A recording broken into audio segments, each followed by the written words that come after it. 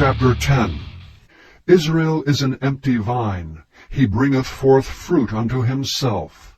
According to the multitude of his fruit he hath increased the altars. According to the goodness of his land they have made goodly images. Their heart is divided. Now shall they be found faulty. He shall break down their altars, he shall spoil their images. For now they shall say, We have no king, because we feared not the Lord. What then should a king do to us? They have spoken words, swearing falsely and making a covenant. Thus judgment springeth up as hemlock in the furrows of the field. The inhabitants of Samaria shall fear because of the calves of Beth-aven, for the people thereof shall mourn over it, and the priests thereof that rejoiced on it, for the glory thereof, because it is departed from it. It shall be also carried unto Assyria for a present to King Jareb. Ephraim shall receive shame, and Israel shall be ashamed of his own counsel. As for Samaria, her king is cut off as the foam upon the water. The high places also of Avon, the sin of Israel shall be destroyed. The thorn and the thistle shall come up on their altars, and they shall say, To the mountains, Cover us, and to the hills, Fall on us. O Israel, thou hast sinned from the days of Gibeah. There they stood. The battle in Gibeah against the children of iniquity did not overtake them. It is my desire that I should chastise them, and the people shall be gathered against them, when they shall bind themselves in their two furrows. And Ephraim is as an heifer that is taught, and loveth to tread out the corn, but I passed over upon her fair neck. I will make Ephraim to ride, Judah shall plow, and Jacob shall break his clods. Sow to yourselves in righteousness, reap in mercy. Break up your fallow ground, for it is time to seek the Lord, till he come, and rain righteousness upon you. Ye have plowed wickedness, ye have reaped iniquity. Ye have eaten the fruit of lies, because thou didst trust in thy ways, in the multitude of thy mighty men. Therefore shall a tumult arise among thy people, and all thy fortresses shall be spoiled, as Shalman spoiled Beth-arbel in the day of battle. The mother was dashed to pieces upon her children. So shall Bethel do unto you because of your great wickedness. In a morning shall the king of Israel utterly be cut off.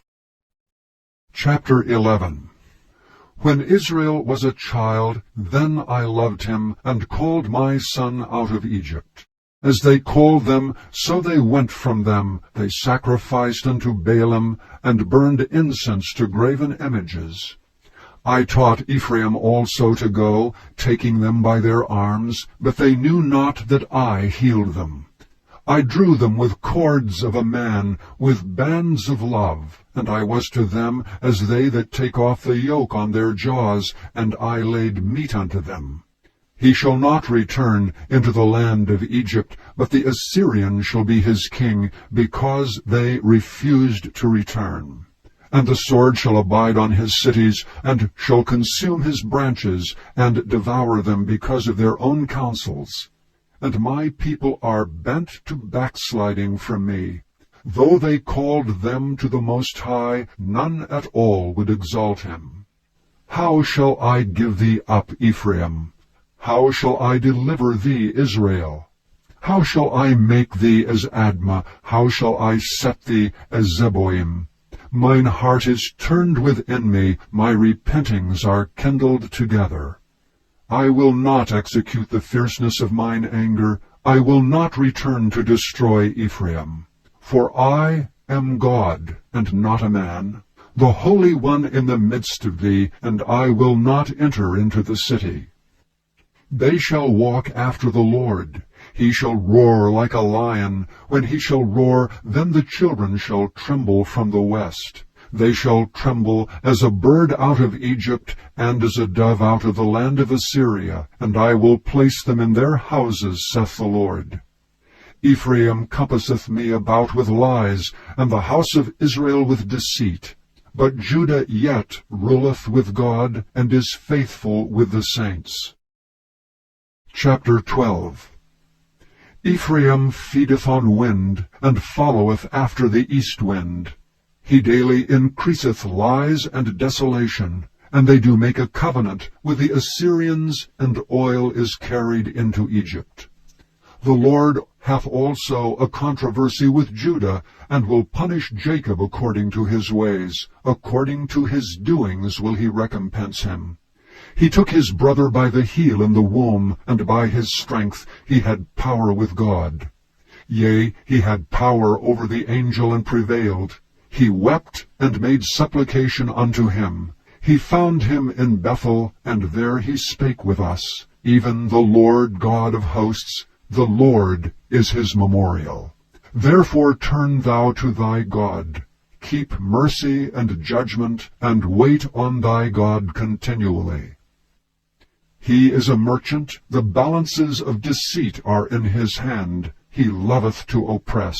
And Ephraim said, Yet I am become rich, I have found me out substance. In all my labors they shall find none iniquity in me that were sin. And I that am the Lord thy God from the land of Egypt will yet make thee to dwell in tabernacles, as in the days of the solemn feast. I have also spoken by the prophets, and I have multiplied visions and used similitudes by the ministry of the prophets. Is there iniquity in Gilead? Surely they are vanity. They sacrifice bullocks in Gilgal. Yea, their altars are as heaps in the furrows of the fields. And Jacob fled into the country of Syria, and Israel served for a wife, and for a wife he kept sheep. And by a prophet the Lord brought Israel out of Egypt, and by a prophet was he preserved. Ephraim provoked him to anger most bitterly. Therefore shall he leave his blood upon him, and his reproach shall his Lord return unto him.